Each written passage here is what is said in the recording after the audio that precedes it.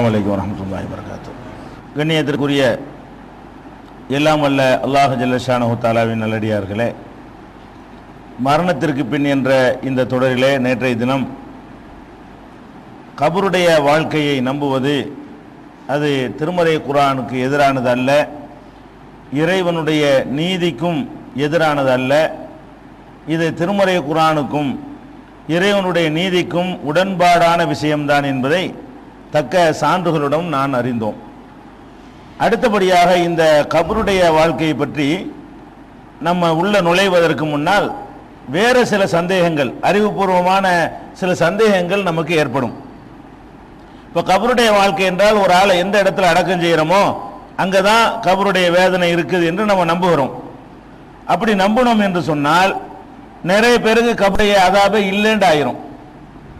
யாரெல்லாம் எரித்து சாம்பலாக்கி அவங்களுடைய சாம்பலை உலகின் பல பகுதிகளிலையும் தூவி கரைச்சி விட்டுறாங்க, கடலில் கரைச்சிடுறாங்க. அப்போ அவங்க எந்த இடத்துலையும் பூமிக்குள்ளே அடக்கம் செய்யப்படவே இல்லை. அவங்களுக்கு எங்கே கபரு எது அவங்களுக்கு? அப்போ அவங்களுக்கு கபருடைய வேதனை எப்படி இருக்கும்? அப்படின்னா இது ரொம்ப வசதியாக இருக்க, கபருடைய வேதனையில் தப்பிக்கிறதுக்காக வேண்டி பேசாமல் எரிச்சு சாம்பலாக்கிட்டு போயிடலாம் போல இருக்க அப்படிங்கிற மாதிரி ஒரு சந்தேகம் நிறைய பேருக்கு வரும். அதே மாதிரி காட்டில் ஒரு வனவிலங்கு சாப்பிட்டு ஒருத்தனை கொன்றுச்சு, 10-15 விலங்குகள் சேர்ந்து சிங்கம் புலி எல்லாம் பிச்சு நம்மளை குதறி சாப்பிட்டுருச்சின்னு சொன்னால் ஒவ்வொரு பிராணுடைய வயிற்றுக்குள்ள நம்ம கொஞ்சம் கொஞ்சம் இருக்கிறோம். இதில் நமக்கு எது கபரு, எது நம்ம எங்கே இருந்து எழுப்பப்படுவோம், கபருடைய விசாரணைங்கிறது எங்கே இருக்கும் என்கிற மாதிரியான ஒரு சந்தேகமும் நமக்கு ஏற்படுது. அதே மாதிரி கடலில் ஒரு பயணம் செய்யும் போது கடலில் விழுந்து செத்துடுறான் ஒருத்தன், மீன்களுக்கு உணவாயிடுறான். அப்போ லட்சக்கணக்கான மீன்கள் நம்மளை சாப்பிட்றதுன்னு சொன்னால் அப்போ கபரு அவனுக்கு கபரு எங்கே அப்படிங்கிறத பார்க்குறோம். இன்னும் சொல்ல போனால் சிலருடைய உடல்கள் பூமியுடைய மேல்மட்டத்திலேயே இறைவனாலையும் மனிதனாலையும் பாதுகாக்கப்பட்டிருக்கிறது, பூமிக்குள்ளேயே போகலை. இந்த ஃபிரௌனுடைய உடல் பூமிக்கு மேலேயே பாதுகாக்கப்பட்டு கொண்டிருக்கிறது. அது மாதிரி லெனினுடைய உடல், லெனினா ஸ்டாலினா யார் உடல்? அது லெனினுடைய உடல் மேலே பாதுகாக்கப்பட்டிருக்கிறது. அதே மாதிரி கேரளாவில் ஒரு பாதிரியாருடைய உடல் கூட அதை பாடம் பண்ணி கெட்டு போகாம, இது ரெண்டும் மனிதர்களால் பாதுகாக்கப்படுகிறது. அது அல்லாஹ்வுடைய அற்புதத்தை கொண்டு ஃபிரௌனுடைய உடல் பாதுகாக்கப்படுது. மேலே பாடி இருக்கு, இவனுக்கு கபர் வேதனை எங்க? இப்படி எத்தனை பாடிகள் மேலே பூமிக்கு மேல் மட்டத்தில் இருக்கிறது. அப்ப இதையெல்லாம் பார்க்கும் பொழுது இந்த கபருடைய வேதனைங்கிறது பூமிக்கு உள்ளதான் அப்படின்னு நம்ம எடுத்துக்கொண்டோமையானால் இவங்களுக்கெல்லாம் கபரு வேதனை இல்லைன்னு ஆயிடுது. அப்ப கபரு வேதனைன்னா நம்ம என்னன்னு விளங்கி கொள்வது, பூமிக்கு உள்ள அந்த அந்த இடத்துல தான் எல்லாம் நடக்குது என்று வைத்துக் கொண்டோமையானால் இவ்வளவு சந்தேகங்களுக்கு நமக்கு பதில் வேணும். அப்ப கபருடைய வேதனைங்கிறது என்ன அப்படின்னு பார்த்தோம்னு சொன்னா, திருமறை குர்ஆன்லையும் கபருடைய வாழ்க்கையை பற்றி, அதாவது நம்ம இறந்த பிறகு திரும்பி எழுப்பப்படுவோம்ல, அதுக்கு இடைப்பட்ட ஒரு வாழ்க்கையை பற்றி திருக்குர்ஆன்ல 23வது அத்தியாயத்தில் 100வது வசனத்தில் அல்லாஹ் சொல்லி காட்டுகிறான். லஅல்லி ஆமல சாலிஹன் ஃபீமா தரக்து கல்லா இன்னஹா கலிமத்துன் ஹுவ காயிலுஹா வமின் வராயிஹிம் பர்ஸகுன் இலா யௌமி யுபாஸூன். ஒரு மனிதன் அந்த மரண வேலையை நெருங்கினவன என்ன சொல்றான்னு கேட்டா, இன்னும் கொஞ்சம் எனக்கு டைம் கொடுங்க, சரியாம தப்பு செஞ்சுட்டேன், இனிமே நான் ஒழுங்கா நடந்துக்கிறேன் என்று மனிதன் என்ன செய்யறான் சொல்றான். இது வெறும் வாய் பேச்சு. இன்னொரு 10 வருஷம் கொடுத்தாலும் மறுபடியும் மாறிக்கிடுவான். இந்த நெருக்கடி வரும்போது மட்டும்தான் அப்படி மனிதன் பேசுவானே தவிர அதுல உறுதியாவெல்லாம் இருக்க மாட்டான். நம்ம வாழ்க்கையில இதை பார்க்கிறோம். சரியான தீராத வயிற்று வலி வரும்போது நமக்கு வரக்கூடிய இறை நினைவு என்ன? அந்த வயிற்று வலி போன பிறகு நம்ம பாட்டுக்கு யாருக்கும் விருந்து மாதிரி போயிட்டு இருப்போம். அது இருக்கிற வரைக்கும் யாரெல்லாம் அப்படியா அப்படியா அந்த மாதிரிலாம் நிறைய துவாக்கள்லாம் நடக்கும். அந்த காரியம் நிறைவேறிச்சுன்னு வைங்களேன், அதுக்கப்புறம் அவ்வளவுதான், அல்ல யாரு அல்லண்டா யாரு அப்படிங்கிற மாதிரி நம்முடைய நடவடிக்கைகள்லாம் மாறிக்கிறது. அப்ப மனிதன் இப்படித்தான் இருப்பான் அல்லாஹ் சொல்லிட்டு சொல்றான். வமின் வராயிஹிம் பர்ஸகுன் இலா யௌமி யுபாஸூன். அவர்கள் எழுப்பப்படுகிற வரை அவர்களுக்கு பின்னால் ஒரு பர்ஸகு இருக்கிறது. ஹதீஸுகள்ல கபரு என்ற வார்த்தை பயன்படுத்தப்படுது. குர்ஆன்ல அல்லாஹ் என்ன வார்த்தையை யூஸ் பண்றான்னு கேட்டா பர்ஸகு இருக்கிறது. பர்ஸகு என்று சொன்னால் கண்ணுக்கு தெரியாத ஒரு திரை போடப்பட்டு திரைக்கு பின்னால் ஒரு உலகம் இருக்கிறது எழுப்புற வரைக்கும். அப்ப இந்த பூமியில வாழ்றது ஒரு கட்டம், மறுமை என்பது ஒரு கட்டம். இந்த ரெண்டுக்கு இடையில ஒரு திரை போடப்பட்டு நம்ம திரைக்கு பின்னால் ஒன்று இருந்து கொண்டிருக்கிறது அப்படின்னு சொல்லி அல்லாஹ் சொல்றான். அது மண்ணுக்கு உள்ளதான்னு கிடையாது, நம்ம கண்ணுக்கு தெரியாமல் இருக்கும் என்ற ஒரு அடிப்படையில் ஒரு உலகம் இருப்பதாக அல்லாஹ் சொல்கிறான். இப்ப நம்ம என்ன பண்றோம்னு கேட்டா, எல்லா மனிதனுக்கும் கபர் வேதனை இருக்கிறது, அதுல யாருமே தப்பிக்க இயலாது என்று நபிகள் நாயகம் ஸல்லல்லாஹு அலைஹி வஸல்லம் அவர்கள் கூட பல சந்தர்ப்பங்களில் சொல்லியும் இருக்கிறார்கள். கபருடைய வேதனையிலிருந்து யாராவது தப்பிப்பதாக இருந்தால் சஅத் அவர்கள் தப்பித்திருப்பார்கள் என்று நபிகள் நாயகம் ஸல்லல்லாஹு அலைஹி வஸல்லம் சொன்னது கூட முஸ்னத் அஹ்மதுங்கிற நூலில் பதிவு செய்யப்பட்டிருக்கிறது. அப்ப அதுல எல்லாருக்கும் அந்த வேதனை இருக்குது என்று ரசூல் ஸல்லல்லாஹு அலைஹி வஸல்லம் சொல்லி இருக்கும் பொழுது, அல்லது எல்லாருக்கும் அந்த சுகம் இருக்கிறது, கெட்டவனாக இருந்தா எல்லாருக்கும் கபருடைய வேதனை இருக்கிறது, நல்லவர்களாக இருப்பார்களே ஆனால் எல்லாருக்கும் அந்த கபரில் உள்ள இன்பங்கள் சுகங்கள் இருக்கிறது என்றால் அதுக்கு ஏற்றவாறு தான் கபர் வேதனை புரிஞ்சுக்கிறணும். இந்த மண்ணுக்கு உள்ளதான் நடக்குதுன்னு நீங்க புரிந்து கொண்டீர்களே ஆனால் அப்ப நீங்க கேட்ட கேள்விப்படி உங்களுக்கு எல்லாம் கபர் வேதனை இல்லைண்டாயிரும்.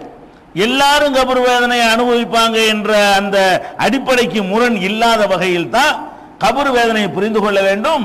அதனால மண்ணுக்கு உள்ளேன்னு நம்ம விளங்கி கொள்ளவே கூடாது. அது மண்ணு ஒரு அடையாளம், ஒரு ஆளை கொண்டு அடக்கம் பண்றோம் இல்லையா, அது ஒரு அடையாளம். இப்ப 70க்கு 70 விஸ்தீர்ணமாக்கப்படுதுன்னு சொல்லுது. தோண்டி பார்த்தா எத்தனை, ஒரு இடத்துல 7 பேரை கொண்டு போடுறோம், ஒரு ஆள் அடக்கம் பண்றோம், அது ஒரு வருஷம் கழிச்சு இன்னொரு ஆள் அதே இடத்துல அடக்கம் பண்றோம், இன்னும் ஒரு வருஷம் கழிச்சு அதே இடத்துல இன்னொரு ஆள் அடக்கம் பண்றோம். அப்ப ஒவ்வொருத்தரும் தோண்டி தோண்டி தான் பார்க்கிறோம், ஒன்னையுமா காணாம், எலும்பு தான் மிச்சமா இருக்கே தவிர 70க்கு 70 விஸ்தீர்ணமாக்கப்பட்ட மாதிரி இங்கேனா அவர் போட்டு பட்டாடையெல்லாம் அணிவிக்கப்படும், அதெல்லாம் அணிகலங்கள்லாம் மாட்டி அவரை சொர்க்கத்து விரிப்பெல்லாம் விரிச்சு தூங்க வைக்கப்படும் இருக்குது. தோண்டி யாராவது சொர்க்கத்து விரிப்பை நம்ம எடுத்துருக்கிறோமா? அது உள்ளக்கன்னு அர்த்தம் கிடையாது. அது உள்ளக்க இருக்குன்னு நீங்க எடுத்துக்கொண்டீர்களே ஆனால் நம்ம நடைமுறையிலே அது உள்ளக்க இல்லை. 70க்கு 70 விஸ்தீர்ணமாக்குற மாதிரியும் இல்லை. அதுல ஒளி வீசப்படும், பிரகாசம் ஏற்படுத்தப்படும் இருக்குது. தோண்டி பார்த்தா லைட் வெளிச்சம் ஏதாவது பார்க்க செய்யறோம், அதுவும் இல்லை. அப்ப மண்ணுக்குள்ள இல்லைன்னு நம்ம கண்ணும் சொல்லுகிறது. அதே மாதிரி எல்லாருக்கும் அந்த கபருடைய வேதனை இருப்பதாக ரசூல் ஸல்லல்லாஹு அலைஹி வஸல்லம் அவர்களும் சொல்கிறார்கள். எல்லாருக்கும் இருப்பது எப்ப சாத்தியமாகும்னு கேட்டா, அவன் எந்த லெவலுக்கு போனாலும் சரி, எரிச்சு சாம்பல் ஆனாலும் சரி, அவனை துண்டு துண்டா வெட்டி கூறு போட்டாலும் சரி, ஆடு மாடுகளை சாப்பிடாதா சிங்கம் புலி சாப்பிட்டு போனாலும் சரி, இப்படி மனிதனை என்ன லெவலுக்கு அவன் ஆளானாலும் சரி, அவனுக்கு கபர் வேதனை இருக்கிறது என்பதாக இருந்தால் அதை நம்ம எப்படி புரிஞ்சுக்கிறேன்னு, அந்த ஆன்மாவுக்கு தனியான ஒரு உலகத்தில் வைத்து அல்லாஹ் அந்த இன்பத்தையும் துன்பத்தையும் அவன் தருகிறான். இதை நம்ம விளங்கிக் கொள்ள வேண்டும். இதை விளங்குறதுக்கு ஏற்றவாறு கூட ஒரு ஹதீஸும் இருக்கிறது. நபிகள் நாயகம் ஸல்லல்லாஹு அலைஹி வஸல்லம் சொன்ன ஹதீஸ் ரொம்ப அற்புதமான ஒரு ஹதீஸ். இந்த நவீன உலகத்துல, இந்த விஞ்ஞான யுகத்துல இது ரொம்ப புரிந்து கொள்வதற்கு எளிதானது. அந்த காலத்துல புரியாது. ஒரு 100 வருஷத்துக்கு முந்தையெல்லாம் இந்த ஹதீஸை சரியான முறையில் அந்த காலத்து மக்களால் புரிஞ்சிருக்க இயலாது. 100-200 வருஷத்துக்கு முந்தையெல்லாம் இதை அவங்க தமிழில் படிச்சிருந்தாங்கன்னு சொன்னா ஒண்ணுமே உங்களுக்கு விளங்கி இருக்காது. ரசூல் ஸல்லல்லாஹு என்ன சொல்றாங்கன்னு கேட்டா, ஒரு மனுஷன் நம்ம இறந்துடுறான்னு வைங்களேன், இறந்த உடனே அவன் கம்ப்ளீட்டா மண்ணோட மண்ணா மக்கி போயிடுறான், அல்லது சாம்பலா போயிடுறான், எரிக்கப்பட்டா சாம்பலா போயிடுறான், அடக்கம் பண்ணுனா அவன் எலும்பு சதகுத எதுவுமே மிஞ்ச மாட்டேங்குது. ஆனால் மனிதனிடமிருந்து ஒரு அணு, ஒரே ஒரு அணு மட்டும் நீங்கள் என்ன செஞ்சாலும் அது அழிந்து போகாமல் இருக்கும். அதிலிருந்து தான் அல்லாஹ் மனிதன் என்ன செய்யறான், உற்பத்தி பண்ணுகிறான். அந்த மனிதனை அதுலயும் உங்களுக்கு நம்ம சாப்ட்வேர் யுகத்துல தான் இதெல்லாம் விளங்குதா? சாப்ட்வேரா இருந்தா நீங்க என்ன பண்ணிடலாம், பெருசு சின்னதாகிக்கலாம், அதுவும் இருக்கும். அது அழியாமலே சிப் ஆகுங்க, பெருசு இருக்கு, அது ஜிப் பண்ண ஃபைலும் இருக்கும். இந்த ஜிப் பண்ண ஃபைல இது காலியாச்சுன்னு வைங்க, அதை டக்குன்னு நினைஞ்சு பண்ணலாம், ஜிப் பண்ண ஃபைல விரிச்சு விட்டோம்னு சொன்னா அதுல என்னன்னு அப்படி வந்துடும், ஒண்ணு கூட மாத்த இருக்காது. அதுதான் இது. ஒரு எழுத்தோ ஒரு புள்ளியோ ஒரு எதுவாச்சும் ஒரு கலரோ எதுவாச்சும் மாறுமா? அப்ப ஜிப்பு ஃபைல நீங்க, ஆனா மனிதனுக்கு இந்த ஹார்ட்வேரை ஜிப் பண்ண தெரியாது. அல்லாஹ் ஹார்ட்வேரை ஜிப் பண்றான், அதான் வித்தியாசம். மனிதன் இந்த சாப்ட்வேர் ஃபைல்களை தான் என்ன செய்ய முடியும், அவனுக்கு ஜிப் பண்ண முடியுங்க. ஹார்ட்வேர்னா என்ன, இப்படி எடுத்து பார்க்கக்கூடிய பொருள் தான் ஹார்ட்வேருங்குது. இதை எடுத்து இதை ஜிப் பண்ண இயலாது, வழங்குதா? எடுத்துலாம் பார்க்க இயலாது, இப்படி செஞ்சுதான் காட்ட முடியுமே தவிர தூக்கி காட்ட இயலாது. அந்த மாதிரி பொருள்களை தான் நம்ம சாப்ட்வேர்னு சொல்றோம். அதை வேண்டாம் மனுஷன் அப்படி கம்ப்யூட்டர்ல சின்னதாகி காட்டுறான், அப்படி பெருசாகி காட்டுவான். ஆனால் இந்த பொருள்களை அப்படி செய்ய முடியுமா? செய்ய முடியாது. அல்லாஹ் என்ன பண்றான்னு கேட்டா, எல்லா மனுஷனையுமே படைச்சிட்டு நம்ம கருவறையில் இருக்கும்போது மனுஷனுக்கு வால் இருக்கு தெரியுமா, பார்த்திருக்கீங்களா? இப்பதான் நமக்கு வால் இல்லை, வால் இல்லாத மனுஷனுக்கு மற்ற விலங்குக்கு வித்தியாசம்.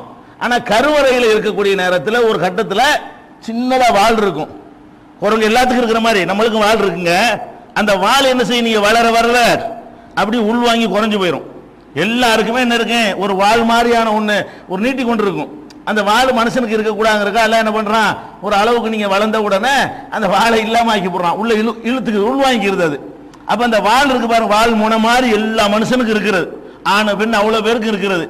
அந்த இடத்துல ஒரு அணு அல்லாஹ் வச்சிருக்கிறானா.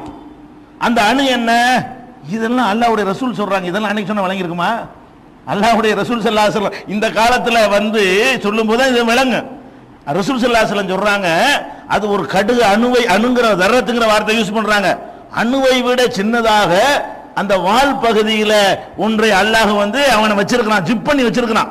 அதுதான் இவன் தான் அது, அவன் தான் இது. இந்த ஜிப் பண்ற வகையில் அன்ஜிப் பண்ணோன்னு ரெண்டு ஒண்ணு பொம்பள அந்த மாதிரி. இப்போ வந்து இப்ப நம்ம அழிஞ்சிடறோம்னு வைங்க, வேற ஒண்ணு குலைச்சு நம்மளை உண்டாக்குனான்னு சொன்னா நம்மளா, அது எப்படி நம்மளா ஆயிருவோம்?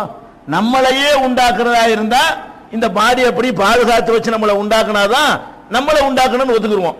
இந்த அதுல உயிர், அந்த உயிர் தான் கேட்க இயலாது. உயிர் அம்புட்டு விளையும் பண்ணுது, இதுதான் பண்ணுது. எது பண்ணுது? நம்ம உடம்புல இருக்கிற மூளை தான் எல்லா அக்கிரமும் பண்ணுதே தவிர இந்த உயிர் வந்து வேற பாடியில இருந்தா அதுக்கு தகுந்த மாதிரி எங்க இருக்கும். அப்ப நல்லது கெட்டது சிந்திக்கிறது கவலைப்படுறது எல்லாமே எது செய்யுது? மூளை தான் செய்யுது. அப்ப இந்த மூளைங்கிற ஒரு பொருள் தான் அவ்வளவு இயக்கக்கூடிய நேரத்தில் மூளையும் அழிஞ்சு போயிடுது, இவன் அழிஞ்சு போயிடுறான். அந்த உயிரை வச்சுக்கிட்டு வேற ஒரு பாடி அல்லாஹ் புதுசா உண்டாக்கி அதுக்குள்ள இந்த உயிரை விட்டா அது எப்படி நானா இருப்பேன்? அது எப்படி தண்டிப்பது? எனக்கு உரிய தண்டனை ஆகும். என்ன நியாயம் அது? எந்த உடம்பு வச்சுக்கிட்டு நம்ம அநியாயம் பண்ணமோ அந்த உடம்புக்கு தானங்க சுகத்தை கொடுக்கணும், தண்டனையை கொடுக்கணும், அப்படித்தானே செய்யணும். இப்ப வந்து நம்மளை அல்லாஹ் அழிஞ்சு போறத கண்ணால் நீங்க பாக்குறீங்க. கபருக்குள்ள வச்ச உடனே எல்லாமே அழிஞ்சு போயிடுது. அழிஞ்சு போன உடனே நம்மளை வந்து எதுல இருந்து அல்லாஹ் உயிராக்குறான் என்பதை ரசூல் ஸல்லல்லாஹு அலைஹி வஸல்லம் சொல்லும் பொழுது ஒரு ஹதீஸ், நீண்ட ஹதீஸ், இது புகாரியில கூட நீங்க பார்க்கலாம். 4814 4935 ஆகிய ஹதீசுகள் இருக்கிறது. 2 தடவை சூர் ஊதப்படும். ரசூல் ஸல்லல்லாஹு அலைஹி வஸல்லம் சொல்றாங்க, 2 சூர் ஊதுதலுக்கு இடையில 40 இருக்கும் அப்படிங்கிறாங்க. இந்த 40ங்கிறது வந்து அர்பவுன யௌமன்கிற 40 நாள்னு சொன்னாங்களா, 40 மாசம்னு சொன்னாங்களா, 40 வருஷம்னு சொன்னாங்களான்னு எனக்கு தெரியலங்கிற அபூ ஹுரைரா. அதாவது உலகத்தை அழிக்கிறதுக்கு ஒரு அல்லாஹ் சூர் ஊதுவான், உலகம் அழிஞ்சிரும். திரும்ப உண்டாக்குறதுக்கு ஒரு சூர் ஊதுவான், எல்லாம் உண்டாயிரும். உலகத்தை மொத்தமா அழிப்பான்ல, அழிக்கிறதுக்கு திரும்ப உண்டாக்குறதுக்கு இடையில எவ்வளவுதான்? 40 தான் இடைவெளி இருக்கும். நாங்க ரசூல் ஸல்லல்லாஹு அலைஹி வஸல்லம் 40 தான் சொன்னாங்களே தவிர 40 நாளா 40 மாசமா 40 வருஷமான்னு சொல்லல. இவங்களும் கேட்கவும் இல்லை, பேசாம 40 கால வாங்கி விட்டாரு. அவரா விளக்கம் கேட்டிருக்கலாம், அவரும் கேட்காம விட்டு விட்டாரு. ஏதோ ஒண்ணு வச்சுக்கிருவோம், 40 நாளா இருக்கலாம், 40 மாதம், 3ல ஒண்ணு உண்மையா இருக்கலாம். 40 நாளோ 40 மாசமோ 40 வருஷமோ உலகம் அழிக்கப்பட்டதுக்கும் திருப்ப உருவாக்குறதுக்கு மத்தியில அல்லாஹ்வுடைய கணக்குல 40 வருஷம்ங்கிற ஒரு பெரிய நம்பர் கிடையாது. 40 நாள்ங்கிறது 40 வருஷம்ங்கிறது நமக்கு வேண்டாம், 4 வருஷம் பெருசா தெரியலாம். அல்லாஹ்வுடைய கணக்குல 40 வருஷம்ங்கிறது என்ன? அது ரொம்ப ரொம்ப ரொம்ப சின்ன டைம். இந்த உலகத்தில் உள்ள டயத்தை கணக்கு பண்ணீங்கன்னா அல்லாஹ்வுடைய ஸ்பீடுக்கு வந்து அதெல்லாம் ஒண்ணுமே கிடையாது. சரி, 40 வருஷம் ஆகுது. அதுக்கப்புறம் என்ன செய்யறாங்கன்னு கேட்டா, பிறகு வந்து சும்மா யன்ஸிலுல்லாஹு மினஸ்ஸமாஇ மான், வானத்திலிருந்து அல்லாஹ் ஒரு தண்ணீரை இறக்குகிறான். தண்ணீரை இறக்கின உடனே ஃபயம்புத்தூன, மனிதர்கள் முளைத்து கிளம்புவார்கள். முளைத்து கிளம்புவார்கள் எப்படி? அதாவது ஒரு மழை பெஞ்ச உடனே புற்பூண்டுகள் எப்படி பூமியிலிருந்து முளைத்து கிளம்புமோ அது மாதிரி முளைத்து கிளம்புவார்கள் என்று சொல்லிட்டு அது ரசூல் ஸல்லல்லாஹு அலைஹி வஸல்லம் சொல்றாங்க. இல்லா அலுமன் வாஹிதன், எல்லாமே மனுஷன் அழிஞ்சு போயிருக்கும். ஒரே ஒரு எலும்புடைய துகள் மாத்திரம் அவன் அழியாமல் இருக்கும். ஓஹோ அஜபு தனபி, அதான் வால் பக்கத்தில் உள்ள அணு, அது மாத்திரம் வந்து அழியாமல் இருக்கும் என்று ரசூல் ஸல்லல்லாஹு அலைஹி வஸல்லம் சொல்றாங்க. இது வந்து இப்னு ஹிப்பான்ல சஹாபாக்கள் கேள்வி கேட்கிறாங்க. அது அது என்ன வால் முனையில் இருக்கக்கூடிய அது பொருள்னா என்னன்னு கேட்ட உடனே ரசூல் ஸல்லல்லாஹு அலைஹி சொல்றாங்க, மிஸ்லு ஹப்பத்தி ஹர்தலின் மின்ஹு இன்ஷவு, ஒரு அணு அளவுக்கு உரிய ஒரு பொருளாக அது இருக்கும், அதிலிருந்து தான் மனிதன் உருவாக்கப்படுகிறான் அப்படிங்கிறாங்க. அப்ப இது இப்னு ஹிப்பான்ல வந்து 13வது வால்யூம்ல 275ஆம் பக்கத்தில் இருக்கிறது. இப்ப இதுல என்ன மெசேஜ் நமக்கு கிடைக்குதுன்னு சொன்னா, ஒவ்வொருயும் இந்த கண்ணு மூளை நம்ம இருக்கிறோம்ல, இது இப்படியே இதே சைஸுக்கு உண்டாக்குவதற்கு தகுந்தவாறு ஒரு சின்ன அணு அல்லாஹ்வுக்கு போதும். அதை வந்து அல்லாஹ் நமக்குள்ள வச்சிருக்கிறான். நம்மளை எரிச்சாலும் அது வந்து அழியாது. நம்மளை மண்ணுக்குள்ள புதைச்சி மண்ணோட மண்ணா நம்ம ஆனாலும் அது அழியாது. அதை வச்சோன்னு எப்படி ஒரு ஆலமரத்து விதையை கொண்டு போட்ட உடனே அந்த ஆலமரமே முளைச்சு வந்துருதோ, அதுக்குள்ளான இந்த விதை இருக்குது. ஆலமரம் அவ்வளவு பெரிய ஆலமரம் எதுல இருந்துச்சு? ஒரு கடுகை விட சின்னதா இருக்கக்கூடியது ஆலமரத்து விதை. பார்த்துருக்கிறீங்களா? மரங்கள்லயே பெருசு ஆலமரம், விதைகள்லயே சின்னது ஆலமரத்து விதை தான். அவ்வளவு சின்ன விதையில் அவ்வளவு பெரிய மரம் வருது. பெரிய பெரிய விதைகள்லாம் போடுவோம், அதனுடைய செடி தான் முளைக்கும். பெரிய விதையை கொண்டே போடுவாங்க, அதுக்கு செடி தான் கிடைக்கும்.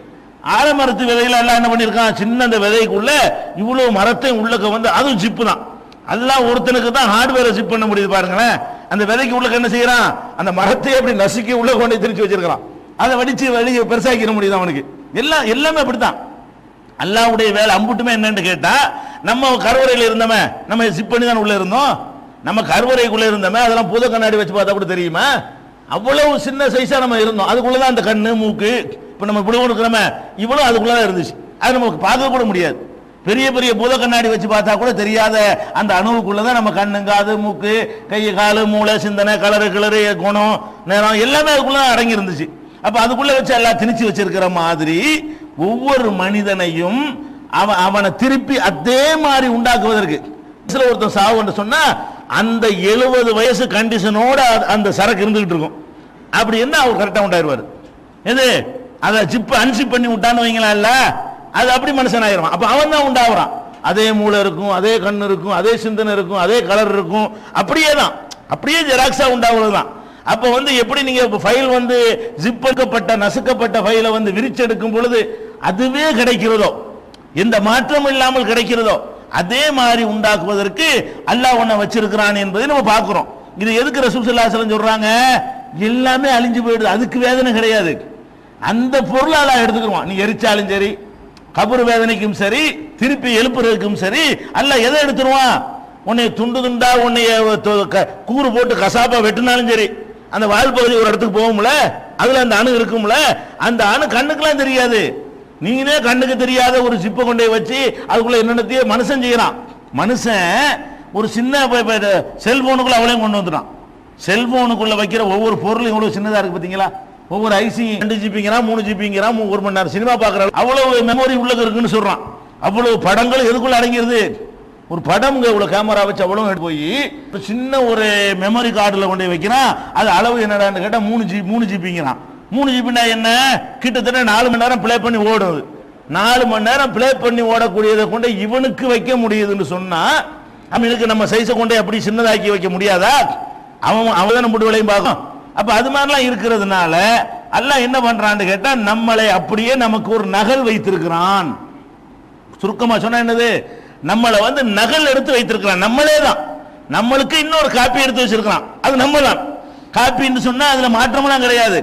காப்பிண்டா கூட மாற்றம், நீங்க டூப்ளிகேட்ன்றீங்க, அதுதான் ஜிப்புன்னு நான் சொன்னேன். காப்பியை விட எது சரியான வார்த்தையா இருக்கு? ஜிப் பண்றதுதான் சரியான வார்த்தையா இருக்கு. அப்ப ஒவ்வொரு மனிதனுக்குள்ளேயும் ஒரு அணுவை இந்த விமானத்துல பாத்தீங்களா, எரிஞ்சாலும் சரி, கடல்ல விழுந்தாலும் சரி, போய் வர்த்தக மையத்தில் போய் மோதினாலும் சரி, அந்த பிளாக் பாக்ஸ் மட்டும் கெட்டு போவாது. அது என்ன வேணாலும் சரி, அது மட்டும் தூக்கிடுவாங்க கரெக்டா. அதுல எல்லா விவரமும் இருக்கும். எதனால இது அழிஞ்சது, அப்ப என்னென்ன பேசிக்கிட்டாங்க, என்ன நடந்தது, அந்த ரெக்கார்டு எல்லாத்துக்கான காரணத்தை கண்டுபிடிப்பதற்கு பிளாக் பாக்ஸ் ஒரு கருப்பு பெட்டின்னு ஒன்று வச்சிருப்பானுவோ. அந்த கருப்பு பெட்டி மட்டும் உடைஞ்சு போகாம, செதஞ்சு போகாம, நெருப்பை தாங்க, வெப்பத்தையும் செக் பண்ணி பார்த்து எவ்வளவு வெப்பத்தையும் தாங்குற மாதிரி, எவ்வளவு அழுத்தத்தையும் தாங்குற மாதிரி, எவ்வளவு இதையும் பிரச்சனைகளையும் தாங்குற மாதிரி என்ன செய்வான் அவன் கண்டுபிடிச்சு வச்சுக்கிறான் மனுஷனை. விமானம் ஏறி போனாலும் அந்த பிளாக் பாக்ஸ் மட்டும் எரியாம நீங்க காப்பாற்றும் பொழுது படைச்ச இறைவன் என்ன பண்றான்? நம்மளை அப்படியே காப்பாற்றி வைக்கிறான். நம்மளை என்னத்தை நீ போய் எரிச்சாலும் சரி, அது ஒண்ணு மட்டும் அழியாது. நீ சாம்பல் ஆக்கினாலும் சரி, அது அழியாத ஒரு அணுவை அல்லாஹ் நினைஞ்சிருக்கிறான், நமக்குள் வைத்துதான் இருக்கிறான். நம்ம பார்த்தா அழிஞ்சிருச்சோம். அழியாத ஒரு அணு ஒவ்வொரு ஜீவன்லையும், நம்மள மட்டும் கிடையாது, எல்லா ஜீவன்லையும் இருக்கு. ஜீவன் இல்லாத புல் பூண்டுலையும் இருக்கத்தானே செய்யுது. அவ்வளவு வேணாங்க.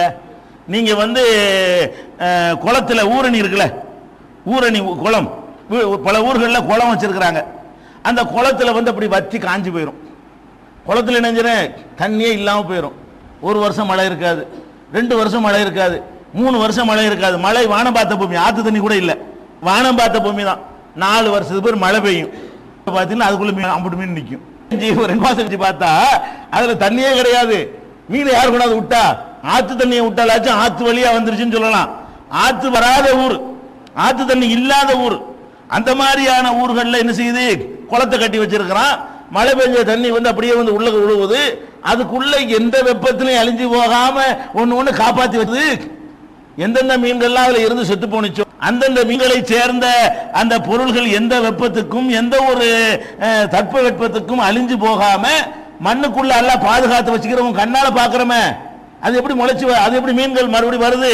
என்னென்ன வகை இருந்துச்சு அவ்வளவு வந்துடும். விளங்குதா? முட்டை கூட ஒரு குறிப்பிட்ட வெப்பத்துக்கு மேல தாங்காது. அது அல்லாம என்னமோ ஒரு முட்டை விட்டுருச்சுன்னு கூட சொல்ல இயலாது. 10 வருஷம் 20 வருஷத்துக்கு இல்லாம முட்டை கெட்டு போகாம இருக்கு. எவ்வளவு வெப்பங்கள் அடிக்கும், அனல் மாதிரி பறக்கும்.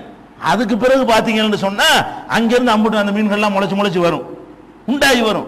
என்னென்ன கெளுத்தி இருந்தா கெளுத்தி வரும், ஜிலேபி கண்டை வரும். என்னென்ன அதுல இருந்துச்சு அம்புட்டை வந்து நின்றுக்கிட்டு குஞ்சு குஞ்சியா வர ஆரம்பிக்க அப்புறம் பெருசாகி நம்ம பார்க்க தான் செய்யறோம். அதே மாதிரி வந்து ஒரு இடத்துல காடு மாதிரி இருக்கிறது, தண்ணியில எல்லாம் காஞ்சி போயிடுது, இனிமே செடி கொடியே முளைக்காது. மழை பெஞ்சோன்னு எவன் விதை போட்டான்? அது ஏன் ஒரு 10 நாள் அப்படி பச்சை பச்சேர்ந்து வருது? அந்த விதைகள்லாம் அதுக்குள்ள இருக்கிற விதை நீங்க சலிச்சு கழிச்சு பார்த்தா விதை உங்களுக்கு எடுக்க இயலுமா? இல்ல அந்த மண்ணை எடுத்து காஞ்சி போன மண்ணை எடுத்து சலிச்சு கழிச்சு பார்த்தீங்கன்னா விதை ஏதாவது கிடைக்குமா? நம்ம கண்ணுக்கெல்லாம் தெரியாத ஒரு துகள் அதுக்குள்ள இந்த ஜீவனை அழிஞ்சு போகாமல், வெப்பத்துக்கும் அழியாமல், குளிருக்கும் அழியாமல், தட்பவெட்டுக்கும் அழியாமல், இந்த கால மாற்றத்துக்கும் அழியாமல் அதுக்குள்ள இருக்க போய் தான் அந்த மழை பெஞ்ச உடனே அப்படியே அதை உள்வாங்கிக்கிண்டு ஒளிஞ்சு இருந்து அப்படி பெருசா எடுத்து செய்து செடி கொடி வந்துருது. இப்படி பச்சை போர்வை விரிச்ச மாதிரி வந்துருதா இல்லையா? அப்ப நம்ம அதை அல்லாஹ்வை பொறுத்த வரைக்கும் ஒவ்வொரு மனுஷனுக்கும் ஜிப்பு வச்சிருக்கிறான். ஜிப்பு இல்ல, ஜிப்பு. அப்ப ஜிப்பு போடுறது இல்ல. அப்ப அந்த ஜிப்பு பண்ண ஆட்களை வச்சு என்ன செய்யறான்ல, அதுக்குள்ள கொண்டு உயிரை விட்டு உயிரை கொடுப்பான், அதுல ஏற்றி விசாரிப்பான், விசாரிச்சு அவனை விசாரிக்கிறது தான். அந்த மறைவான ஒரு உலகத்தில் வைத்துக்கொண்டு ஒவ்வொரு மனிதனுக்கும் எடுத்து அல்லாஹ் வச்சிருக்கிறான ஒரு நகலு, அது மாத்திரம் அழியாது என்று ரசூல் ஸல்லல்லாஹு அலைஹி வஸல்லம் சொல்றாங்களே, அதற்குள்ள கொண்டு போய் எடுத்த உசுரை கொண்டு விட்டு என்னடா செஞ்ச இப்படிதான் கேள்வி கேட்பான். அது மறைவான உலகம், ஆலமுல் பர்ஸக் என்று புரிந்து கொள்வதுதான் எல்லாருக்கும் கபர் வேதனை என்பதுக்கும் சரியா வருது. சம்பந்தம் இல்லாத ஒருத்தனுக்கு கபர் வேதனை கொடுத்தா என்ன அர்த்தம்னு கேட்கிறோம்ல. உயிரை மட்டும் எடுத்து வச்சுக்கிட்டு புதுசா ஒரு உடலை உண்டாக்கி அதுக்குள்ள வந்து உடலை விட்டாது எப்படி நானா இருப்பேன்? நானா இருக்க மாட்டேன். அப்ப என்னிலிருந்து எடுத்த அந்த மெயினான ஒரு பாட்டு, என்னைய ஊதி பெருசாக்குறதுக்கு உள்ள ஒரு பாட்டை எடுத்து வச்சிருந்தா தான் அது வந்து அறிவுக்கும் பொருத்தமானதாக இருக்கிறது. அப்ப இந்த சந்தேகங்களுக்கெல்லாம் புகாரியில் இருக்கக்கூடிய இந்த ஹதீஸ் வந்து நமக்கு தெளிவுபடுத்துகிறது. அப்ப எல்லாம் எழுப்பப்படுவதற்கும் அந்த ஒரு எல்லாம் மறைத்து பாதுகாத்து வைத்திருக்கிறான். அது மாதிரி வைத்திருக்கிறதுனால அதை வைத்துக்கொண்டு அல்லாஹ் என்ன செய்வான்? கபரு மறைவான உலக ஆலமுல் பர்ஸக்ல, அதாவது கண்ணுக்கு தெரியாத அந்த உலகத்தில் வைத்து எல்லா விதமான கேள்விகளையும் அல்லாஹ் கேட்பான். அதனால ஆதம் அலைஹிஸ்ஸலாம் பூரா இப்போ ஒர்க் அவுட் ஆகும். ஆதம் அலைஹிஸ்ஸலாத்துட்டு அம்புட்டு பேரும் வெளியேற்றினான என்ன வெளியேற்றின? ஆதம் அலைஹிஸ்ஸலாத்தை படைச்சு நம்மளை எல்லாம் முதுகுல இருந்து வெளியேற்றினானா. எல்லாம் அங்கே இருந்திருப்போம், நம்ம அம்புட்டு பேரே இங்கதான் இருந்திருப்போம், அங்கதான் இருந்திருப்போம். அம்புட்டு பேரை வெளியேற்றினா கூட ஒரு ஸ்பூன்ல இருக்க மாட்டோம், ஒரு ஸ்பூன் அளவு கூட இருந்திருக்க மாட்டோம். அந்த அளவுக்கு சின்ன சைஸ்ல நம்ம இருந்திருப்போம். எல்லாம் தப்பிக்கு நான் தான் நல்லா கேட்டான். அவ்வளவு மைக்ரோ பாயிண்ட்லாம் நம்ம இருந்திருப்போம். அந்த அளவுக்கு சின்ன சைஸ்ல நம்ம இருந்திருப்போம். எல்லாத்தையும் வெளியே போட்டு அலஸ்து பிறப்பிக்கு நான் தாண்டா ரப்புன்னு நல்லா கேட்டான். அவ்வளவு மைக்ரோ பாயிண்ட்லாம் நம்ம இருந்திருப்போம். அந்த மாதிரி எல்லாம் அல்லாஹ் ரப்புல் ஆலமீன் எப்படி வெளியேற்றினா, இத்தனை பேர் எப்படி வெளியேற்றினாலும் கேட்கிறோமே. எல்லாத்துக்கும் ஒரு நகல் உள்ளது இருக்குது. அதை வச்சுக்கிட்டு தான் அல்லாஹ் என்ன செய்யறான்? திரும்ப திரும்ப நம்மளை எல்லாம் உருவாக்கிறது அவனுக்கு ஈஸியாகவும் இருக்குது. அவனுக்கு ஒண்ணும் இல்லாம உருவாக்கலாம். ஒண்ணும் இல்லாம உருவாக்குனா தப்பு செஞ்சவனுக்கு தண்டனை கொடுத்தது ஆகாது. புதுசா உண்டாக்குனான் இறைவனுடைய வல்லமையை தான் காட்டுமே தவிர நம்மளையே திருப்பி படைச்சான்னு வந்தா தான் கரெக்டா இருக்கும். நன்மையை நமக்கு பரிசு தந்தாலும் தண்டனையை தந்தாலும் நம்மளையே திருப்பி உண்டாக்குனா தான் அது நேர்மையா இருக்கும். அவன் வல்லமையை காட்டுவது புதுசு புதுசா வேற ஒன்றை படைச்சிட்டு போட்டு மிதிச்சானா நமக்கு என்ன? வேற ஒன்றை படைச்சு போட்டு அவனுக்கு மிதிச்சா என்ன, அவனுக்கு பாக்கியத்தை கொடுத்தான நமக்காக கொடுத்தாது அப்படின்னு போயிடும். அதனால அந்த டவுட்டை எல்லாம் கிளியர் பண்ணக்கூடியதாக நபிகள் நாயகம் ஸல்லல்லாஹு அலைஹி வஸல்லம் அவர்கள் இந்த ஹதீஸ் மூலமாக நமக்கு தெளிவுபடுத்துகிறார்கள். இதை நம்ம கவனத்தில் வைத்துக் கொள்ள வேண்டும். அப்ப கபர் வேலை இப்ப கிளீன் ஆயிடுச்சு. பர்ஸக் அது பூமி ஒரு அடையாளத்துக்கு சொல்லிக்கிறோம். அது நீங்க எரிச்சாலும் எந்த வகையும் வீணாவெல்லாம் போவாது. அது ஒன்று காப்பாற்றப்படும். ஒவ்வொரு மனுஷனிடம் இருந்தும் முக்கியமான பாட்டு அது காப்பாற்றப்படும். அதுதான் அவன், அதுதான் அவனுடைய டூப்ளிகேட், அவனுடைய நகல் அவனே தான். அவனுக்கு இன்னொரு வடிவம், அவனுடைய சின்ன வடிவம் அப்படிங்கிற அடிப்படையில் நம்ம புரிந்து கொள்ள வேண்டும். அடுத்ததாக இந்த கபர் வேதனை இப்ப வருவோம். இப்ப கபர் வேதனைங்கிறது பரிசுக உலகம், நம்ம கண்ணுக்கு தெரியாத தோண்டிலாம் பார்த்துக்கிட்டுலாம் இருக்கக்கூடாது. கபருக்குள்ள இருக்கான்னு அடக்கிட்டு உள்ள என்ன நடக்குன்னு பாக்குறதுக்கெல்லாம் கேமரா வச்சுட்டு வந்தாலும் தெரியாது. இந்த காலத்து நவீன காலத்து வீடியோ கேமராலாம் வச்சுட்டு வரலாம்.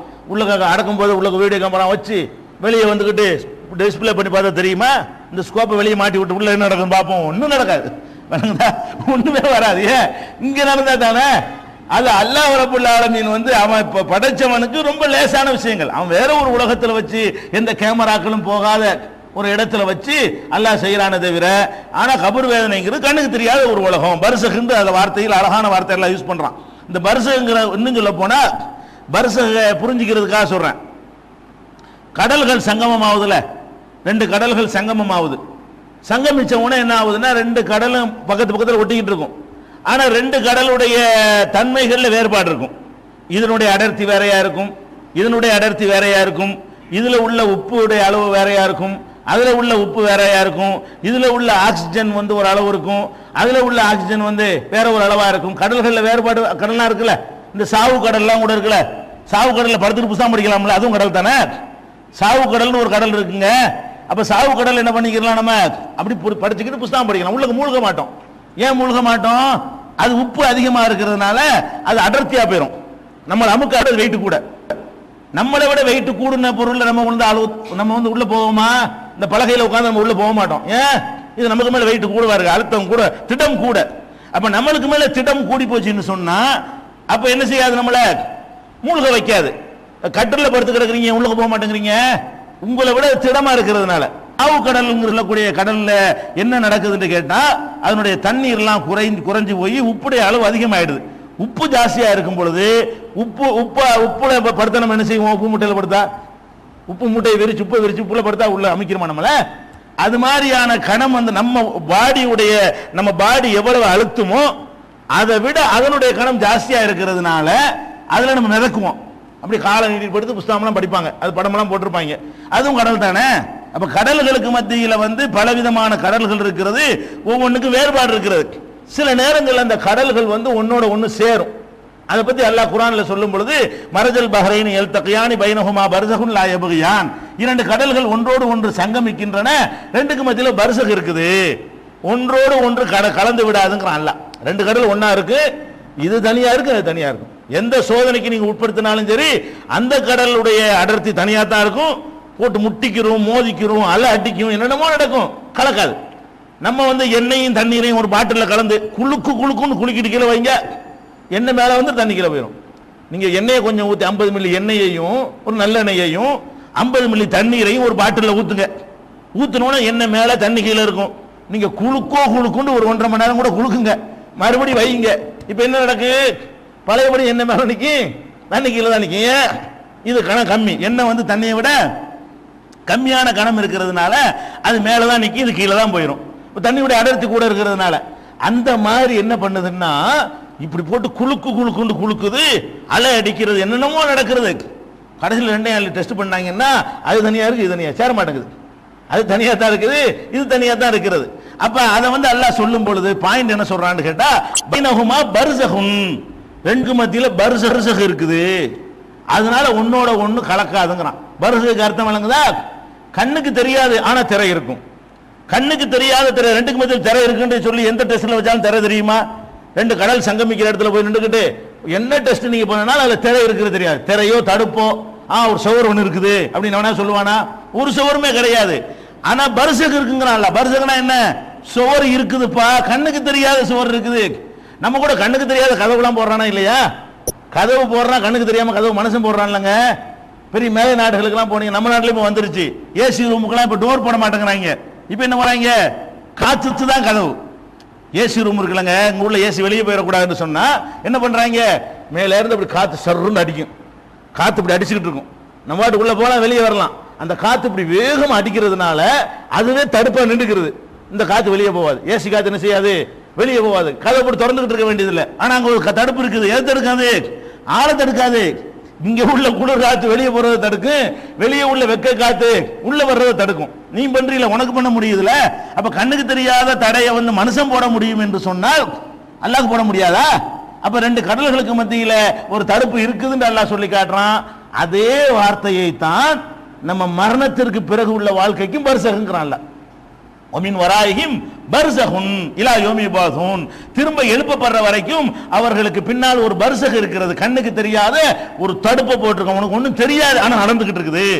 நமக்கு தெரியாத ஒரு விஷயம் மட்டும் புரிஞ்சா போதும். கபரை பத்தி எப்படி புரிஞ்சுக்கிறேன்னு, நமக்கு தெரியாத ஒரு உலகத்தில் வைத்து, நம்ம அழிஞ்சு போனாலும் நம்மளில் அழியாத ஒரு பொருளை வைத்து, நமக்கு தெரியாத ஒரு உலகத்தில் வச்சு நம்மிலிருந்து என்றுமே அழியவே அழியாத அப்படி ஒரு பொருளை வைத்து அதை வச்சு நம்மளை டெவலப் பண்ணி என்ன செய்யறான் அல்லாஹ், நம்மளை எல்லா விதமான கேள்வி கணக்கும் கேட்குவான். அது நம்மளை தான் கேட்கிறான் அர்த்தம். இப்படி புரிஞ்சு கொள்ள வேண்டும். அடுத்ததாக இப்ப கபருக்குள்ள உள்ள விஷயத்துக்கு வர்றோம். இந்த கபருக்கு போன உடனே அல்லாஹ் ரப்பல் ஆலமீன் கேள்வி கேட்கிறான்ல, அது 3 கேள்வி கேட்பதற்கு தான் நமக்கு சான்றுகள் கிடைக்கிறது. ஆனால் நிறைய பல நடைமுறை நிறைய சொல்லுவாங்க. நம்ம தேடுதல்னு தேடி பார்த்தாலும் ஃபர்ஸ்ட் கேள்வி என்ன கேட்கப்படுதுன்னா ரசூலை பத்தி தான் கேட்கப்படுது. இந்த இவரை பத்தி நீ என்ன நினைக்கிற, இவரேன்னு சொல்றதுல இருந்து என்ன விளங்குது, நபிகள் நாயகம் ஸல்லல்லாஹு அவர்களை எடுத்து காட்டப்படும் விளங்குது. முகமதை பற்றி என்ன நினைக்கிறாய் என்று கேட்கப்படாது. முகமதை பற்றி என்ன நினைக்கிறாய் என்று கேட்டால் அது எடுத்து காட்டினாங்க அர்த்தம் வராது. ஹாதர் ரஜுல், இந்த ஆளை பத்தி என்ன நினைக்கிறேன்னு கேட்கப்படுமா. இந்த ஆளை பத்தி என்ன நினைக்கிறேன்னு கேட்கறாங்க. என்ன பண்ணணும், அப்ப என்ன மாதிரி சூழ்நிலை இருக்கு, இப்படி காட்டுவான் படத்தையோ போட்டோவோ என்னத்தையோ காட்டி இவரை பத்தி என்ன நினைக்கிற, பார்த்திருக்கே வர அப்படின்னு நல்லா கேட்பானா. அப்ப யாரெல்லாம் நம்ம பார்த்தே இருக்க மாட்டோம், அதனால பதில் தெரியல, இல்லாட்டி எல்லாம் சொல்லி விடுவான, இல்லைன்னா எல்லா பேரும் சொல்லி விடுவான். ரசூலுல்லாஹ் நம்ம யாருமே பார்க்கலங்க. அப்ப ஒழுங்கா உள்ளவன் மட்டும் பதில் சொன்னதுங்கிறது தான் முகமதை பற்றி என்ன நினைக்கிறேன்னு கேட்காம இவரை பத்தி என்ன நினைக்கிறேன்னு கேட்பான் சஸ்பென்ஸா. இப்ப ஒழுங்கா உள்ளவனுக்கு அல்லாஹ் அந்த பதில போடுறான், ஒழுங்கா இல்லாதவனுக்கு இல்லையே தெரியல, யாருன்னு தெரியலன்றான். உண்மையில யாருன்னு தெரியாது நமக்கு. இப்ப ரசூலுல்லாஹ் நம்ம யாரும் பார்க்கலங்க, நெசமா ரசூலுல்லாஹ் போட்டா கொண்டாந்து ஒரு காலத்தில் எடுத்து வச்சிருந்து காட்டினா நீங்க நம்புவீங்களா? ரசூலுல்லாஹ் சொல்லல, யாராவது யாருக்கும் சொல்லல, நம்ம பார்க்கலையே. அப்ப பார்க்காத ஒரு ஆளை கொண்டு காட்டி எல்லாரும் செய்வான். நீ இந்த மனிதரை பற்றி என்ன அப்படி கேட்கப்படும், என்ன கேட்கணும்னா இந்த மாஹாதர் ரஜுல் உள்ளது போய் சபிக்கும், உங்களுக்கு இந்த மனிதர் உங்களுக்கு அனுப்பப்பட்டாரே இவரை பத்தி என்ன நினைக்கிறீங்க அப்படின்னு கேட்கப்படும். இது ரசூல் ஸல்லல்லாஹு அலைஹி வஸல்லம் மட்டும் உள்ள கேள்வியா நீங்க எடுத்துக்கொள்ள கூடாது.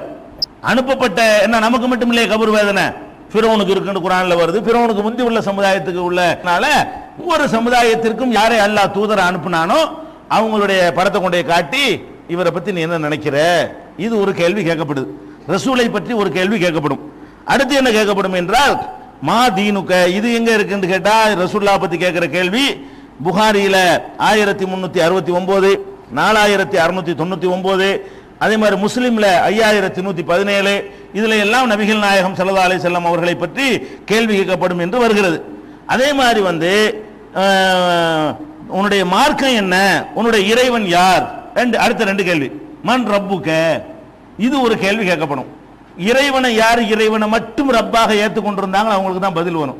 நாங்க அல்லாஹ்வை வணங்குவோம், அவுலியாவை வணங்குவோம், அவங்களுக்குலாம் வராது. வணங்குதா, நாங்க அல்லாஹ்வையும் வணங்குவோம், அல்லாஹ் படைச்ச பொருள்களையும் வணங்குவோம் அப்படின்னு யாரெல்லாம் நடந்து கொண்டிருந்தார்களோ அவங்களுக்குலாம் பதில் வராது. என்ன கேள்வி கேட்கப்படும்னா மர் ரப்புக்கங்கிற ஒரு கேள்வி, ஒமா தீனுக்குங்கிற கேள்வி. இந்த 2 கேள்வியும் கேட்கப்படும் என்பதற்கு ஆதாரம் உங்களுக்கு ஏற்கனவே சொல்லியாச்சு. எந்த ஹதீஸை, பெரிய ஹதீஸ் சொன்னமே, உயிரை எடுத்துக்கிட்டு போகும் பொழுது என்ன நடக்கும், அதுல ஒரு சின்ன துண்டு தான் இது. உயிரை மலக்குகள் எடுத்துட்டு போவாங்க, வானுலகம் கொண்டு போவாங்க, அல்லாஹ் திருப்பி கொண்டு போக சொல்லுவான்னு வருதுல, அந்த ஹதீஸின் ஒரு பகுதியாக வருகிறது. ஃபயகூலானி மர் ரப்புக்க, உன் இறைவன் யார் என்று கேட்பார்கள். ஃபயகூலு ரப்பி அல்லாஹ், என் இறைவன் அல்லாஹ் என்று அவன் பதில் சொல்லுவான். ஃபயகூலானி மா தீனுக்க, உன் தீனி எது என்று அல்லாஹ் கேட்பான். ஃபயகூலு தீனில் இஸ்லாம், இஸ்லாம் தான் என்னுடைய தீனுடைய மார்க்கம் என்று அவன் நல்லவன் பதில் சொல்வான். இப்படின்னு சொல்லி இந்த 2 கேள்விக்கு ஆதாரம் இருக்கிறது. ரசூலுல்லாஹ் பத்தி கேள்வி கேட்கப்படும், இறை தூதர்களை பற்றி கேள்வி கேட்கப்படும். இந்த 3 கேள்வி தான் அங்க, மறுமையில மற்ற கேள்விகள்லாம் கொஸ்டின் எவ்வளவுதான், இந்த 3 பத்தி தான் கேள்வி கேட்கப்படுவதற்கு ஹதீஸ்கள் ஆதாரம் இருக்கு. உன்னுடைய வேதம் எது, குர்ஆன் அப்படிலாம் சொல்லவும் முடியாது, கேட்கவும் முடியாது, வரல. அது மாதிரி கேட்கப்படும் என்பதற்கு என்ன இல்லை, எந்த விதமான ஒரு எத்தனை கடமை உனக்கு இஸ்லாத்துல ஃபர்ல எத்தனை அப்படிலாம் கேட்கப்படுமான்னா அப்படிலாம் ஆதாரம் கிடைக்கல. நமக்கு தேடி தேடி பார்த்தாலும் என்ன கிடைக்குது, ரசூலுல்லாஹ் பத்தி ஒரு கேள்வி, உன்னுடைய ரப்பு யாரு, உன்னுடைய தீன் என்ன, அவனுடைய இமாம் யாரு, இதெல்லாம் ஒரு எந்த கேள்வியும் வராது. இவ்வளவுதான் கேள்வி வரும். அடுத்து இந்த கேள்வி கேட்கிறாங்கல்ல, அவங்க யாரு கேள்வி கேட்பா அப்படின்னு சொன்னா இரண்டு வானவர்கள் தான் கேள்வி கேட்க வருவாங்க. அவங்க இயற்கையாகவே அந்த அதுக்கு உரிய தோற்றத்தில் இருந்தால் தானே ஒரு பயமும் வரும். அதுக்காண்டி இவங்க மலக்குகள் மாதிரி சாப்பிட்டா இருக்க மாட்டாங்க. ரொம்ப ஒரு ஒரு ஹார்டாக பார்த்தாலே ஒரு பயம் வர்ற மாதிரி இருக்கணுங்கிறதுக்காக அல்லாஹ் என்ன பண்ணுறான்னு கேட்டால், ஒரு இதா உக்குபிரல் மையத்து, ஒரு மையத்தை அடக்கம் செய்தப்பட்ட உடனே அத்தாஹு மலக்கானி, இரண்டு வானவர்கள் உடனே அங்கே வருவார்கள். எப்படி இருப்பாங்க அந்த வானவர்கள்?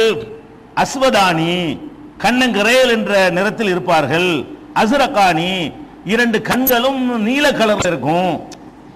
கண்ணு வந்து வெள்ளையா தானே இருக்கும் எல்லாத்துக்கும். இந்த கருவிழி வந்து இந்த கருப்பா தான் இருக்கும். ப்ளூ கலர்ல சில ஆளுக்கு இருக்கும் பார்த்தீங்களா, நீலக்கண்ணன்கிறாங்கல்ல. அப்ப நீலக்கண் உடையவர்களாக அவங்க இருப்பாங்க. உடம்பு பூரா கருப்பா இருக்கு, கண்ணு மாத்திரம் என்ன இருக்கு, நல்ல ப்ளூ கலரா இருக்கும். அது ஒரு டிஃபரெண்டா இருந்த ஒரு பயம் வரும். எல்லாரும் இருக்கிற மாதிரி இருந்தால் பயம் வராது. எல்லாரும் இருக்கிறதுக்கு மாத்தமா இருந்தா என்ன செய்யும், ஒரு மாதிரி பார்வை ஒரு மாதிரியா இருக்குன்னு நினைப்போமா இல்லையா? அந்த மாதிரி அந்த வரணுங்கிறதுக்காக வேண்டி இரண்டு வானவர்கள் வந்து தான் கேள்வி கேட்பாங்களாம். யுகாலுடைய அகதிஹிமா அல் முன்கர், ஒருவருக்கு வந்து முன்கர் என்று சொல்லப்படுது. ஒல் ஆகர் நக்கீர், இந்த முன்கர் நக்கீர் பழக்கத்தில் சொல்றாங்கல்ல, அதெல்லாம் கரெக்ட் தான். அது சரியா தான் சொல்றாங்க. நடைமுறையில் சொல்றாங்கல்ல முன்கர் நக்கீர் கேள்வி கேட்பாங்கன்னு, அதெல்லாம் சரியா சொல்லி கொடுத்துருக்காங்க. வழங்குதா அது இருக்குது. அது முஸ்னது திருமதியில 991 இப்னு குஸைமாவுல இந்த ஆதாரபூர்வமான லைஃபான ஹதீஸும் இருக்கிறது. இது சரியான ஹதீஸ். திருமதியில் வரக்கூடிய 991 இப்னு குஸைமாவுல வரக்கூடிய ஹதீஸ்கள்லாம் ஆதாரபூர்வமான ஹதீஸா இருக்கிறது. இந்த ரெண்டு மலக்குகளும் வந்து கேள்வி கேட்பாங்க.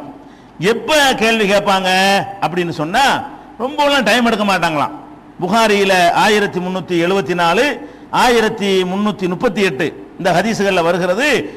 அல் அபுது இதா உலியா ஃபி கப்ரிஹி, ஒரு அடியான் அவனுடைய கபருக்குள்ளே வைக்கப்பட்ட உடனே வதவல்லா வதஹப அஸ்ஹாபுஹு, அவனுடைய தோழர்கள் எல்லாம் திரும்பி சென்ற உடனே வச்சுப்புட்டு எல்லாம் போக ஆரம்பிச்சிருவாங்கல்ல. போன உடனே எந்த அளவுக்குன்னு கேட்டா, ஹத்தா இன்னஹு ல யஸ்மா கரஅனி ஆலிஹிம், போறவங்களுடைய செருப்பு ஓசை வரைக்கும் உள்ள உள்ளவனுக்கு கேட்கும். செருப்பு ஓசை கேட்குங்கிறதுனால தான் இந்த மாதிரி துவா செய்யலாங்கிறாங்க. அது தனியா வருவோம். இறந்தவர்களுக்கு கேட்குமா கேட்காதாங்கிற டாபிக் நம்ம விரிவா என்ன செய்வோம், அது அலச இருக்கிறோம். இதுல உள்ள டாபிக் என்ன வருதுன்னு கேட்டா, ஒரு மனிதனை அடக்கின உடனே திரும்பி போவாங்கல்ல, திரும்பி போகும் பொழுது செருப்பு ஓசை, போறவங்களுடைய செருப்பு ஓசை உள்ள இருக்கிற ஆளுக்கு கேட்கும். அடக்கம் செஞ்சிருக்கிற ஆளுக்கு என்ன செய்யும், கேட்கும். அப்படி கேட்கும் பொழுது அத்தாஹு மலக்கானி, உடனே ரெண்டு மலக்குகள் வந்து விடுவார்கள். அடக்கம் பண்ணிட்டு நம்ம போக ஆரம்பிப்போம், டக்குன்னு என்ன செய்வாங்க, ரெண்டு பேரும் அங்க அட்டன் ஆயிருவாங்க. ஃபஅகாதாஹு, அவனை உட்கார வைத்து விடுவார்கள். அதுக்கப்புறம் அந்த கேள்விகள் எல்லாம் கேட்பார்கள் என்று சொல்லி இது புகாரில் 1374 1338 இருக்கிறது. இது வந்து அடக்கம் செய்யறவனா இருந்தா அடக்கம் செஞ்சவன, எரிச்சவனா இருந்தா எரிச்சு முடிச்சு போனவன எல்லாத்துக்கும் வச்சுக்கணும். இஸ்லாமிய வழக்கத்தில் எல்லாரும் அடக்கம் செய்வார்கள் என்ற காரணத்தினால் முஸ்லிம்களுடைய நம்பிக்கைக்காக வேண்டி இதை ரசூல் ஸல்லல்லாஹு அலைஹி வஸல்லம் சொல்றாங்க. மற்றவங்க இஸ்லாத்துல எரிக்கிற ஒரு வழக்கம் இருந்திருந்தா எரித்து விட்டு நீங்கள் சென்ற உடனே வருவார்கள் சொல்லியிருப்பாங்க. நம்ம எரிக்க போறதுல நமக்கு தானே இதெல்லாம், மற்றவங்க நம்ப போறாங்க. அப்ப எரிக்காத சமுதாயமா நம்ம இருக்கிறதுனால அடக்கம் பண்ண உடனே வருவாங்கிறாங்க. மற்றவங்களுக்கு எப்போ வந்துருவாங்க, எரிச்ச உடனே வந்துருவாங்க. சிங்கம் புலி சாப்பிட்ட உடனே வந்துருவாங்க. அப்படி வச்சுக்கிற வேண்டியது அவனுக்குதான். உடனே வந்து என்ன செய்வாங்க, ரொம்ப டைம் எடுக்கான்னு அர்த்தம். என்ன அர்த்தம், ரொம்ப அதிகமான டைம் எடுக்காது, வச்சுட்டு போனோம் உடனே வந்துருவாங்க. அவ்வளவுதான். வைக்காமலே மேலே வச்சிருந்தீங்களா அப்போ வந்துருவாங்க. அவனுக்குதான் நீங்க எப்போ முடிவு பண்ணி மேலே வைக்கணும் முடிவெடுத்தீங்களோ அப்போ வந்துருவாங்க.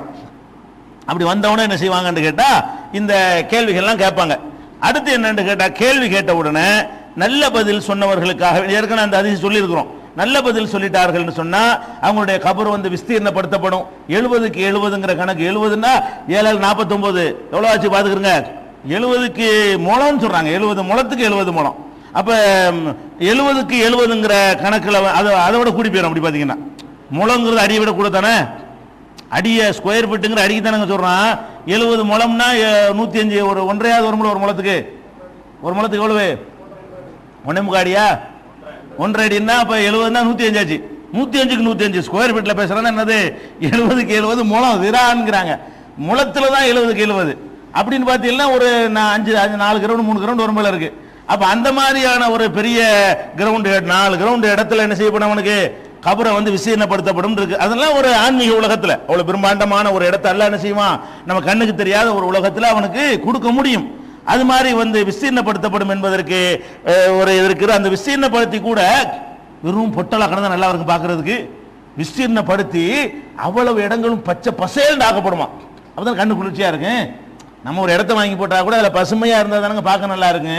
இவனுக்கு பெரிய இடத்த கொடுத்துட்டு காட்டில் உட்காந்து கண்டா அவன் வெறிச்சு போயிடுவானாலு, அது அவனுக்கு பாக்கியமா இருக்காது. அது ரசூல் ஸல்லல்லாஹு அலைஹி வஸல்லம் சொல்றாங்க, யும்லா வலைய ஹலிரன் இலா யௌமி பாதுன், திரும்ப எழுப்பப்படுற வரைக்கும் அந்த இடத்துல பச்சை பசேல் என்று பசுமையாக ஆக்கப்படும். 105க்கு 105 இடத்த கொடுத்து நல்ல கரெக்டான ஸ்கொயரா வரும். 105 105 போது அப்ப அந்த மாதிரி இடத்த கொடுத்து கிராஸ் மூளையெல்லாம் கிடையாது, அது மாதிரி இடத்த கொடுத்து என்ன செய்யலாம், பச்சை பசேல் ஆக்கி விட்டவனே அதுவே பெரிய ஒரு சந்தோஷமா இருக்கு, ஒரு நல்லடியா இருக்கு. இது எங்க இருக்கு? முஸ்லீம்ல வந்து 5115 இருக்கிறது. நபிகள் நாயகம் ஸல்லல்லாஹு அலைஹி வஸல்லம் அவர்கள் கூட இதை பிரத்யேகமா துஆவாவும் கேட்டிருக்கிறாங்க. அபு சலமாவுடைய மௌத்துக்கு போயிருந்தாங்கல்ல, அவங்க கேட்கும்போது என்ன செஞ்சாங்க, வஃப்ஸஹு லஹு ஃபீ கப்ரிஹி, இவருடைய கபரை விஸ்தீர்ணமாக்கல, அது விஸ்தீர்ணங்கிறது கபரை விஸ்தீர்ணமாக்குன்னு கேட்டா இந்த 105க்கு 105 கேட்கறது தான், அதான் ஒரு அளவு, அதான் லிமிட் அளவு. அப்ப அவருடைய கபரை விஸ்தீர்ணமாக்கு என்று ரசூல் ஸல்லல்லாஹு அலைஹி வஸல்லம் துஆ செய்தார்கள் அபு சலமாவுக்குன்னு சொல்லி 1528 முஸ்லிம் நூல்ல இடம்பெற்றிருக்கிறது. இதுக்கப்புறம் என்னன்னு கேட்டா, அதுல வந்து சரி பெரிய விஸ்தீர்ணமாக்கியாச்சு, பச்சை பசேர்னு ஆக்கியாச்சு, இருட்டா இருந்தா பார்க்க நல்லாவா இருக்கு, லைட் ஜோதி இருக்கணும்ல, வெளிச்சம் இருந்தா தானே அதுவும் பார்க்கறதுக்கு நல்லா இருக்கு. அதுக்கு என்ன செய்யறாங்கன்னா, ஒரு நவ்வீர் லஹு ஃபீஹி, அவருடைய கபரை ஒளிமயமாகவும் ஆக்குன்னு சொல்லி ரசூல் ஸல்லல்லாஹு அலைஹி வஸல்லம் அவர்கள் கேட்கிறாங்க. அதே துஆவுல உம்மு சலமாவுடைய கணவர் இறந்து போகும் பொழுது ரசூல் ஸல்லல்லாஹு அலைஹி வஸல்லம் ஆறுதல் சொல்லி துஆ செய்வாங்கல்ல, இதை விட சிறந்ததை தான் கேட்க சொல்லுவாங்க. அந்த துஆவுல வநவ்வீர் லஹு ஃபீஹி, அவருக்கு ஒளிமயமான ஒரு பிரகாசத்தை ஏற்படுத்துன்னு சொல்லுவாங்க.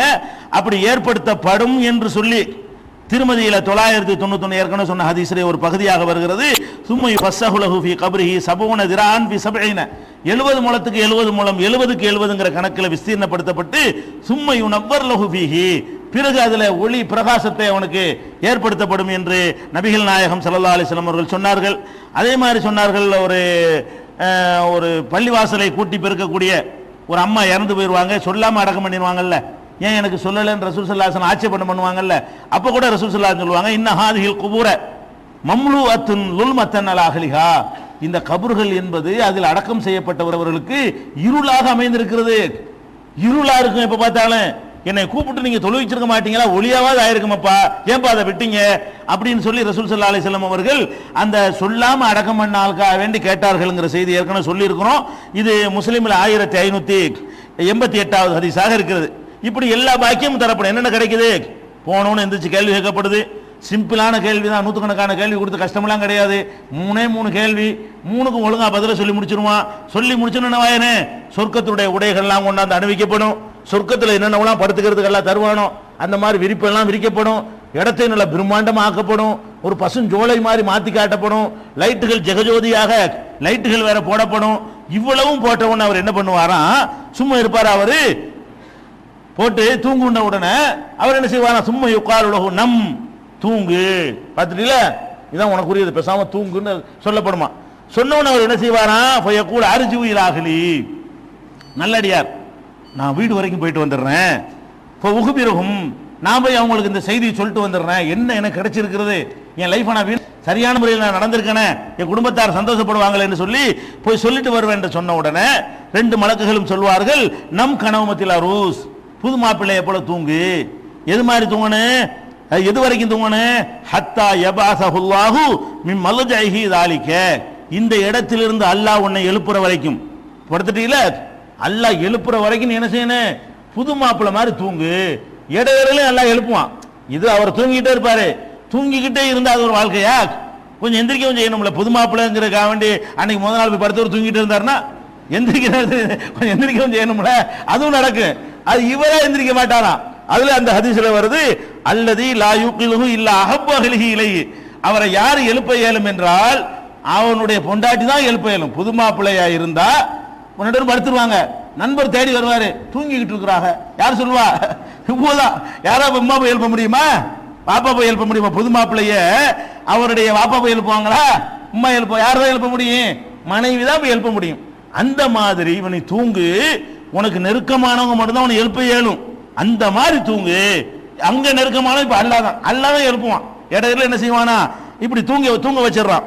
எது வரைக்கும் தூங்குறாங்க, திரும்பி எழுப்புவான, இன்னொரு சூற ஊதி நம்மளை முளைச்சி எல்லாம் கிளப்பி கொண்டு வருவான, அது வரைக்கும் தூங்க. இதான் நல்லடியார்களுக்கு உள்ளது. அப்ப நல்லடியார்கள் எல்லாருமே தூங்குறாங்க. தூங்குறதோட என்ன நடக்குதுன்னு சொன்னா, ஒரு 2 டைம் வந்து அவனுக்கு 2 டைம் சோறு கொடுக்குற மாதிரி 2 டைம் அவளை எழுப்பி விடப்படுது. அல்லாஹ் தான் எழுப்புறான்.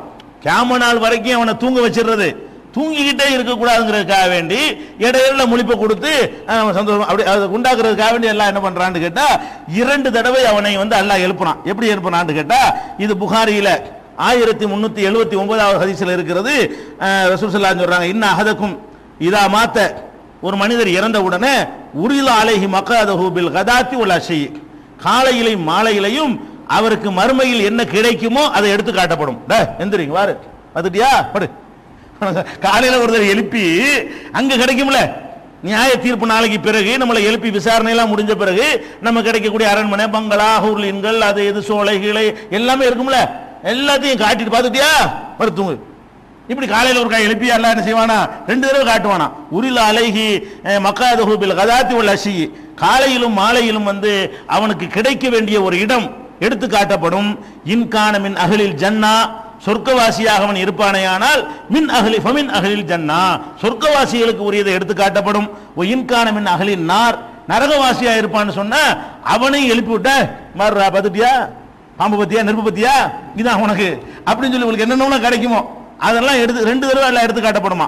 எது வரைக்கும் இப்படி காட்டுவானா, ஹத்தா யபாதகல்லாஹு யௌமல் கியாமா, கியாமத்து நாள்ல அல்லாஹ் எழுப்புற வரைக்கும். அப்ப தூங்குறாங்க நல்லடியார்களை பொறுத்த வரைக்கும். நல்லடியார்களை தான் முக்கியமா பார்த்துருங்க, இடையில கெட்டடியாரும் சேர்ந்து வருது இந்த ஹதீஸ்ல.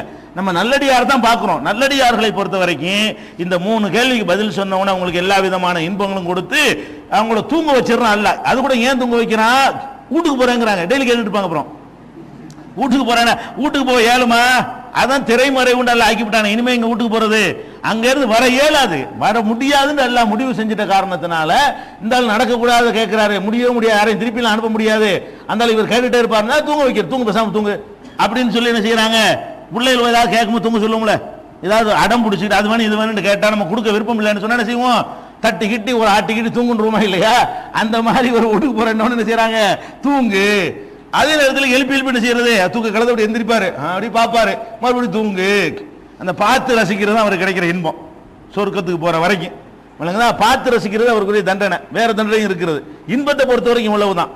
அப்ப நல்லடியார்கள்லாம் என்ன பண்றாங்க, தூங்குறாங்கன்னு விளங்குதா, கியாம நாள் வரைக்கும் தூங்குறாங்கன்னு விளங்குதா, 2 டைம்ல தான் அவங்க எந்திரிக்கிறாங்கன்னு விளங்குதா, பாக்கி எல்லா நேரமும் அவங்க என்னது தூக்கத்திலே இருந்து கொண்டிருக்கிறார்கள் என்கிற அளவுக்கு நபி ஸல்லல்லாஹு அலைஹி வஸல்லம் சொல்லி இருக்கிறாங்க. மற்றது இது தொடர்பான இன்னும் சில செய்திகள், கெட்டவங்க ரூஹ் என்ன பண்ணுது, அவங்க தூங்குறாங்களா, நபிமார்களுடைய ரூஹ் என்ன பண்ணும், சுகதாக்களுடைய ரூஹ்லாம் என்ன பண்ணுது, மற்ற மக்களுடைய ரூஹ்லாம் எப்படி இருக்கும் அப்படின்னு நிறைய வெரைட்டிஸ்கள்லாம் இருக்கிறது. அதெல்லாம் இன்ஷா அல்லாஹ் அடுத்தடுத்த நாட்களில் பார்க்கலாம். அஸ்ஸலாமு அலைக்கும்.